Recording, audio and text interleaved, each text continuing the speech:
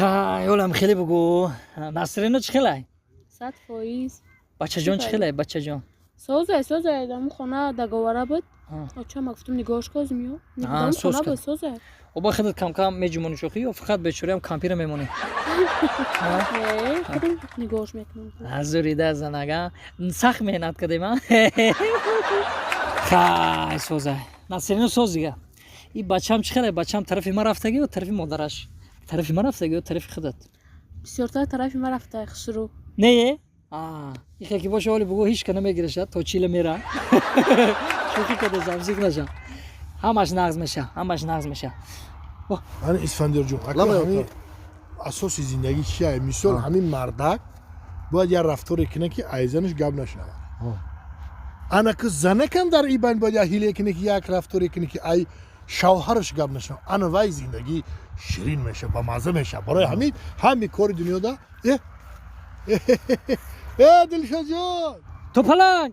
بچه اومدیسن خی برا خی سازی بچه جان تینجی خی راست خونه خی بچه رو مچکه خی نازون تو پلنگ گ دلشاد جان سازی تینجی تو پلنگ السلام علیکم عذر یا لحظه سازی نازر که جان سازی تینجی سازی تو خوبه رحمت دور دیدم خیلی کمتر این روز که نوجوری ناراحتی خیلی بنسترینی زیخی خیلی راست اگه ما رو داری دور اگه سازی اگه زیخ بودی چواکه سر بسکو درونکی زیقه اوتا زیخ سبب چیه بچه دار شدم اکا چی بچه دار شدیم بچه دار شدی تبریک مبارک شود مبارک آفرین آدم مردم بچه دار شما خرسندی میکنه همسایه‌اش فایده میکنه جوراش فایده میکنه تشکیلی میکنه یا نون میتی آش میتی بو خرسند میشه که بچه دار شدی بچه پگاه اوتا میگه تو چیکار تی قدر زیکی راست مگه راست مگه چوای کزیکی آخی اشکال نه بچه دار شدم او خیلی مبارک شم میگم چوای کزیکی اگر زنم بفهمه کار میکنه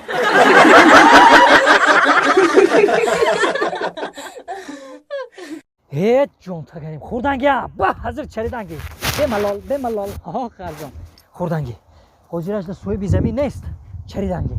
خرجانی من خرجانم مهن دلالان نانان وقت کماشه بی خدا خواه میشینم روز ادیر هیزم ده چریدنگی اخی من علفی ساوز موندگی کو علفی ساوز موندگی با حضر زدنگی باید بالاتر بیا اوتا او چیکار کنی تمام ایروزش تمام خیلی انا که همین مولداری همه بچم من اگر مودگو باشه شیرشی میجوشی میخری خیلی گوسفند میکشی بس میکشی میخری با برزمی همین پروی همیایم من فایده از زمین وقتی پرو که چون شدی حاصل زیاد میشه فهمیدی زنک فهمیدی بچم و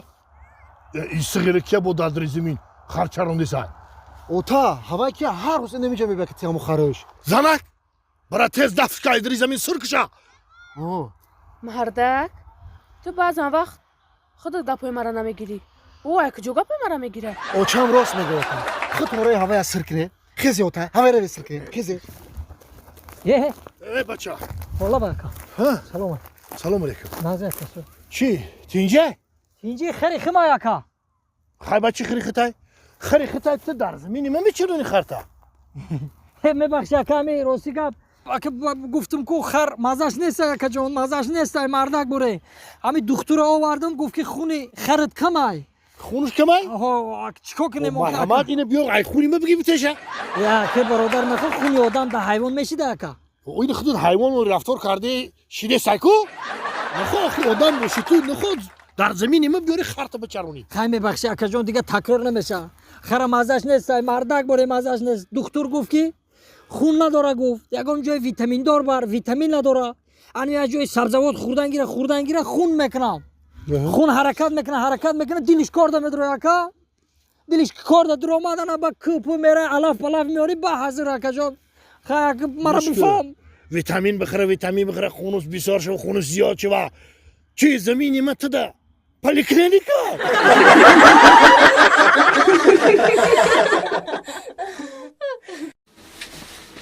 السلام علیکم و علیکم با نفین اکا رحمت سوزه تینگه رحمت بین رحمت شما در یه بوار که 8 کیلومتر پیاده ای پیش مال یگون مگزین نمیره هر چند مگزین شما ساختن برای خلق خیلی خوب کردین رحمت شما در رحمت کمی شما مگزین ساختن که با اومده رحمت شما هم که می مگزین ما رحمت اکا جان همین یه چی پرسیم چی در کار خندی سفید داره البته داریم البته 1 کیلو بگیره خب اول یک جان چند سامونه 10 سومون نکرد با 1 کیلو بگیره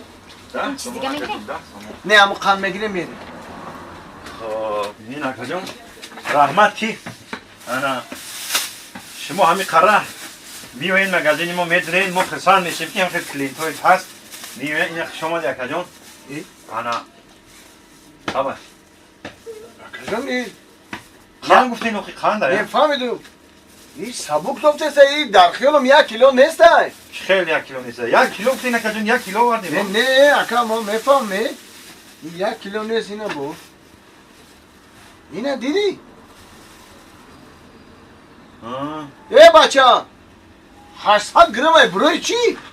آخه اکا جان شما وقتی گفتین رحمان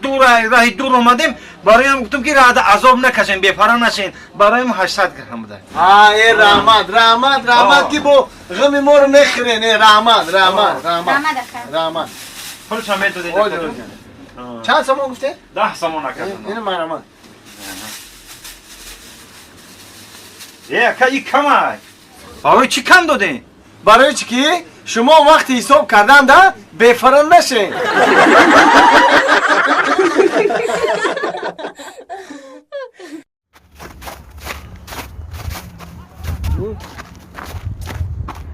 به همینجا میشینی نه کامل جان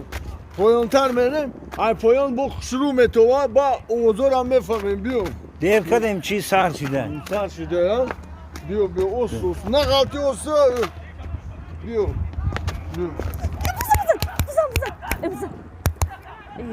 нахо ки 1 метр мондагӣ гола зада натоние ман хестам кору бор ма партофтам омадан футбол тамошиста камтарин мухлис шавене